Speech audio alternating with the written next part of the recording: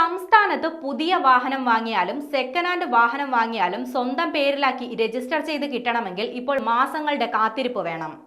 RC book കിട്ടാനുള്ള കാലതാമസം ഇപ്പോൾ വാഹന വിപണിയെ ആകെ മന്ദഗതിയിലാക്കുകയാണ്.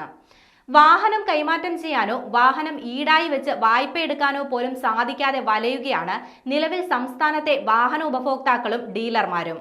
ഇന്ത്യൻ ടെലിഫോൺ ഇൻഡസ്ട്രിക്കാണ് RC ബുക്ക് അച്ചടിക്ക് കരാർ നൽകിയിരിക്കുന്നത്. എന്നാൽ ഏജൻസിക്ക് സർക്കാർ നൽകാനുള്ള തുകയിൽ വലിയ കുടിശ്ശിക വന്നതോടെയാണ് അച്ചടി പ്രതിസന്ധിയിലായത്. അച്ചടി മുടക്കം പതിവായതോടെ RC ബുക്കുകൾ കയ്യിൽ കിട്ടാൻ മാസങ്ങളുടെ കാത്തിരിപ്പ് വേണം.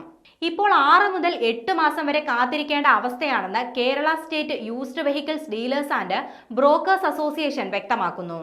സംസ്ഥാനത്തുടനീളമായി 6 ലക്ഷത്തിൽ പരം RC ബുക്കുകൾ അച്ചടിക്കാതെ കെട്ടിക്കിടക്കുന്നതായാണ് സംഘടനയുടെ കണക്കുകളിലുള്ളത്. വാഹനം വിൽപ്പന നടത്തിയാലും 1 മാസത്തിനുള്ളിൽ വെബ്സൈറ്റിൽ രജിസ്ട്രേഷൻ കാണിക്കുമെങ്കിലും വായ്പ, ഇൻഷുറൻസ് ട്രാൻസ്ഫർ തുടങ്ങിയവയ്ക്ക് അച്ചടിച്ച RC ബുക്ക് തന്നെ വേണം. സെക്കൻഡ് ഹാൻഡ് ഷോറൂം ഉടമകൾ വായ്പയിലൂടെയും ഓവർ ഡ്രാഫ്റ്റിലൂടെയും ഒക്കെയാണ് വാഹനങ്ങൾ വാങ്ങാനുള്ള പണം കണ്ടെത്തുന്നത്.